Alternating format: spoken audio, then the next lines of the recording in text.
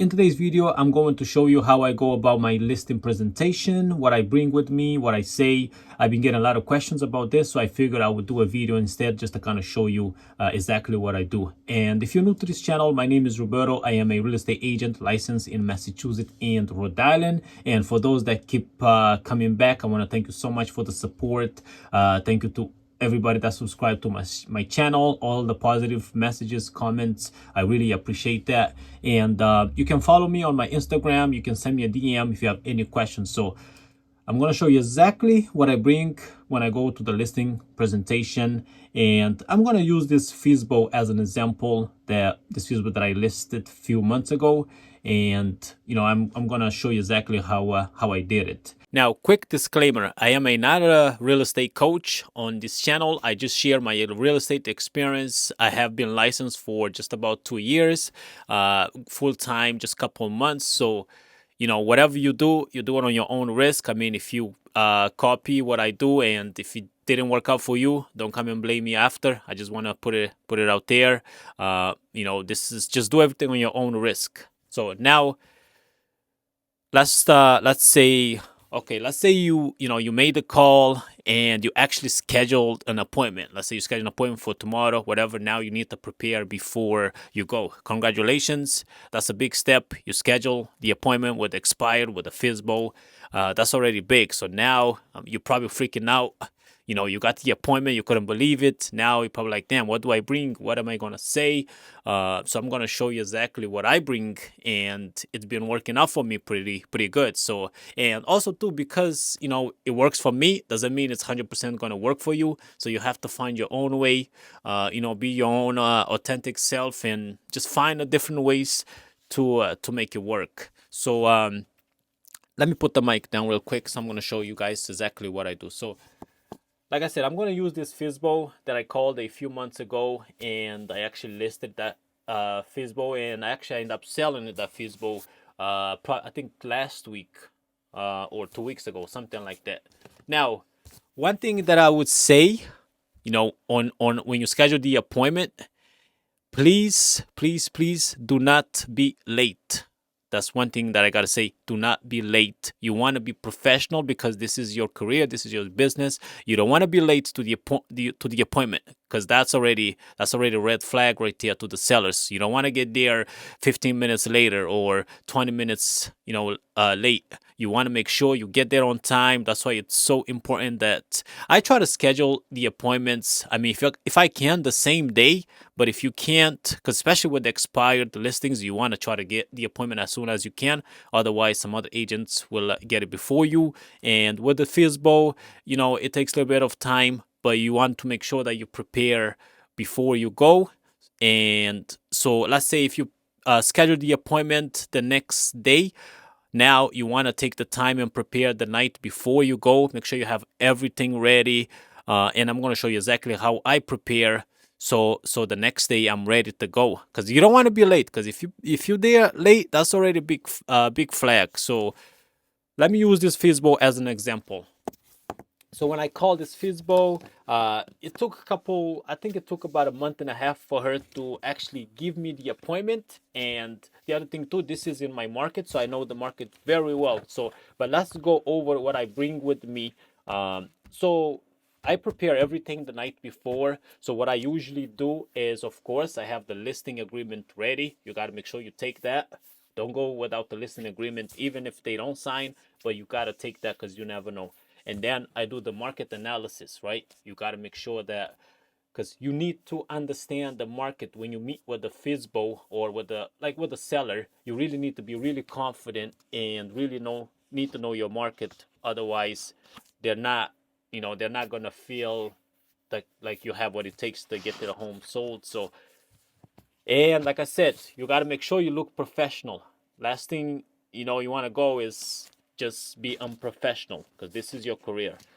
So when I prep the night before, so what I usually do, I print out the listing agreement. You got to make sure you bring papers too.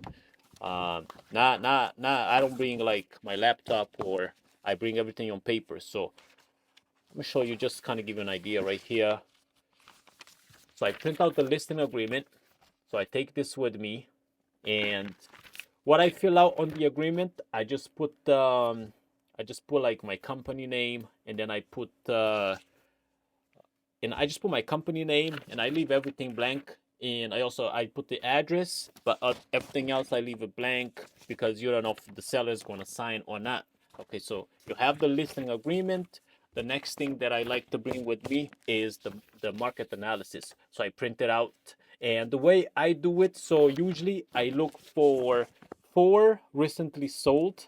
I go back 3 months. If I can't find much, then I'll go back 6 months. But you want to get the recently ones, so I go back 3 months.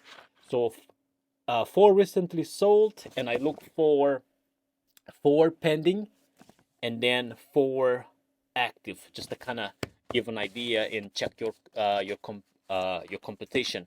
And I mean, you should know how to do market analysis if you're into this. I mean, if you're new to real estate, that's probably something you should definitely should learn. Let me know if you want me to do a video on it, how I do my market analysis. But and you don't want to go too much. You don't want to give the seller too much, because if you have a lot, let's say you have a lot of sold, you got a lot of pending active, but I would just go four max. You don't want to go too much. So, and I print it out like this, and now let me show you what I bring, because you gotta look professional. I'm telling you. I'm telling you. I'll tell you how this went. And then make sure you bring everything inside the folder. Do not bring, one thing I won't recommend, don't grab the paper like this, right? I see some people do it like this sometimes. Don't do this. This is not gonna look professional. You don't want to go meet with the seller and now you're just holding this. It does not look professional. What you want to do, put everything in the folder and take it with you. Now, I'm tell you, make sure you bring pen. And what I like to do, I like to bring more than one. Because if one doesn't work, then I have an extra one. The last thing you want to do is trying to have the seller, ask them, hey, do you have a pen? I'm telling you, you gotta be professional with this. This is real. This is serious. It's no joke. So, but let me tell you how what I did to get this listing. So when I met with the seller, of course, it was morning, and we were supposed to meet at 9 o'clock in the morning, right? At 8:40, I was already there, and the house was vacant. She bought the house for, I think it was for her son-in-law, something like that. But he didn't end up moving over there, so the house was vacant. So when I met with her, 8 o'clock, 8:40, and believe it or not, she was already there. That's why I'm telling you it's so important to get there on time, because you don't want to be late. So she was already there waiting for me. As soon as I get there, as soon as I pull over, she came to the door, and I was super nervous. Don't get me wrong, I was super nervous. I mean, every time you go meet with a seller, you don't know how the conversation is gonna go. So you are gonna be nervous, but the more you do, the better you'll get. Because now that was I think one of my first FISBO, but now after meeting with a lot of more homeowners, I feel a lot more comfortable. I still get really nervous, but so, when I get there, she invited me in. Super nice lady, very friendly, and so she told me about the situation, and the other thing too that I recommend is, when you're there, try not to think about the commission. Try not to think, I think I got this. I think I'm gonna get it. Just focus, relax, breathe, think how you can help this seller, right? Just think about them. Don't worry about you. Don't worry about the commission. So, and then make sure you listen too. Make sure that you're not talking too much. If they're talking, just let them tell you all about their problems. Remember, you're just there to solve problems and see how you can help them. So, she was telling me why she needed to sell, all that kind of stuff. So I just listen, and be respectful about their decision. Do not rush things, and just be respectful. So, and then she was like, okay.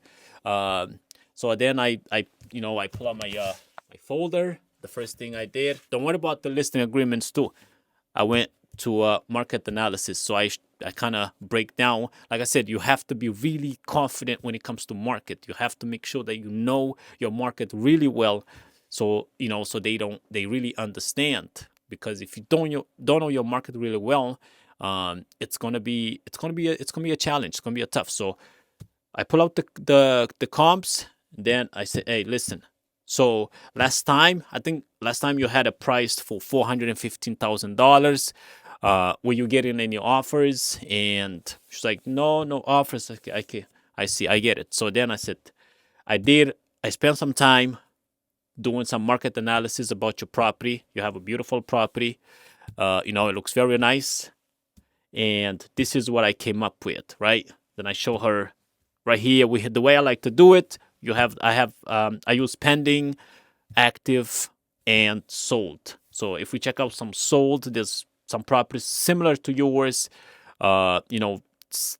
similar size, and yours is a little bit in a better condition. Just do your thing. And then if you would check some active, these are your competitions right now. After I did that, I did my thing, and then I told her the best price that I came with, and the way I like to do it, I have a different strategy that I use, right? So I don't like to start the price high, because guess what's going to happen? You start the price high, you probably not going to get that much people to come see the house. So what I like to do is I want to get as much people as I can. You want to get multiple offers versus getting nothing. So the way that I like to do it is I like to price the property a little bit under under market value, right? And wait, I'm going to explain, because you might be thinking, oh, Fizz, but they want to net the most money. Yeah, of course. But I'm in the business of selling homes, and if they're overpriced, you got to let them know. Don't be afraid to tell them they're overpriced, because if you're going to take every overpriced listings, trust me, they're just going to sit, especially if you're in a market that there's so many inventories. They're not going to sell. They're just going to sit. So she had a 415. I came up with the best price, and I told her the best price for this, it will move quick, and I came up with a 380,000. And she looked at me a little bit. She's like, I can see on her face, oh, that's lower than I was asking. And it's okay, but I'm telling you, the strategy that I use, we go with this price, you're gonna get an offer in a couple of days. I know what I'm doing. I guarantee you. Again, you have to be really confident. And then she started giving me some objections. Of course, you're gonna get that. She was like, I was thinking more like 397, right? It's like, hey, you can go with the 397. You can go with whatever you want. But if you want this to move quick, I'm telling you, you want to get multiple offers versus nothing. But you can go with the 397. It's still a decent price. It's less than what you were asking before. So she was like, yeah, I was thinking 397. So, okay, that's up to you. We can go with the 397. And then I pull out my listing agreement. So if you're ready to get it done, let's go ahead and let's start the paperwork so I can get started.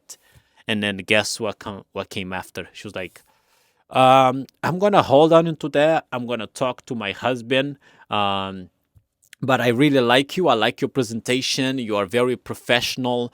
I met another agent, so I'm in the middle between either you or the other agent, but both of you guys were professional. So in my mind, I'm like, damn, I think this is done. I'm not gonna get it.